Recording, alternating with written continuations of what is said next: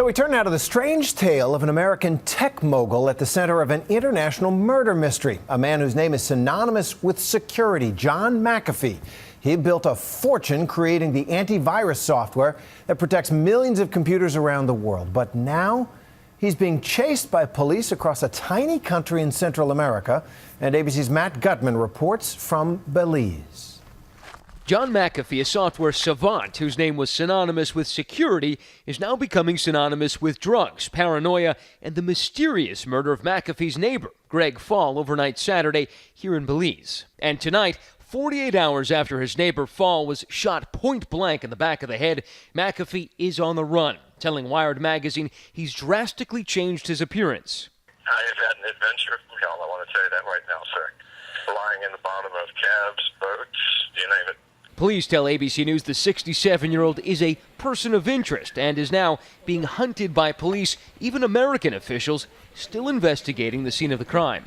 When the police arrived at his property, he saw them coming and he hid. He, in fact, says that he dug himself into the sand and put a cardboard box over his head. But he's convinced that if the police catch him, the police will kill him. The island of Ambergris Key, a strip of palm-shaded sand in the Emerald Caribbean, accessible by tiny puddle jumpers, so intimate everybody knows everybody. We traveled to McAfee's beachfront compound. Hello? Anybody home? Where we found his guard. Have you heard from Mr. McAfee? No. No. Not even nothing. You think he's okay? I guess so. As Nightline learned, Fall was an American also living just down the beach from McAfee. Shane McCann was one of the first on the scene. He had a gunshot wound at the back of his head, and he was laying face up. Fall had lived here for years, a place where Americans come to find quiet and anonymity. But according to realtor John Turney, McAfee stood out. He said that he's paranoid. And I wonder if you've ever seen any evidence of that. Certainly. I mean, any of us who live here on the island notice that when he's moving about town, he's not alone. He's got his security personnel, his security guards with him. They were armed with shotguns. McAfee even seemed to advertise his zeal for security. But it could be this photo, snapped for a feature about John McAfee in an upcoming edition of Wired, which tells the story of a genius whose paranoia may be eating away at his sanity. I hid for almost 18 hours. I have buried myself in sand. I have slept on roofs. I will do whatever it takes. During the recession, McAfee lost nearly $100 million, but enough was left to buy this compound. McAfee tells Wired he believes the country of Belize is out to get him. That they don't like him, that they either want him to leave the country or they want him dead. McAfee told Wired police poisoned his dogs and that they killed his neighbor, insisting he had nothing to do with Fall's death. He's dead, yeah, they killed him. So it spooked me out when I heard that. I thought, oh my God, they were coming for me, they were sticking for me, they got the wrong house. But police and Fall's family tell ABC News a different story. They say McAfee had become unhinged, even violent. Something Gizmodo reporter Jeff Wise had witnessed firsthand recently.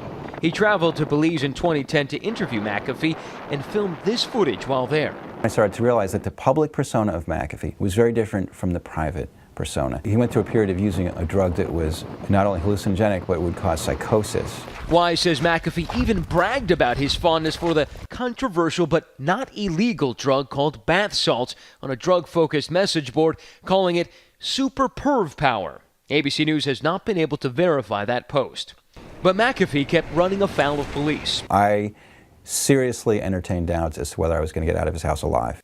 It's a bizarre downfall for a man who was one of high-tech's early pioneers and a self-made millionaire. It's been reported you were worth about $100 million.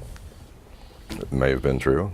One way but $1 million, one way but $1 million, a lot. Nightline profiled him as he auctioned off his possessions in 2009 before moving to Belize, where he thought he sought the more simple life, free of material possessions.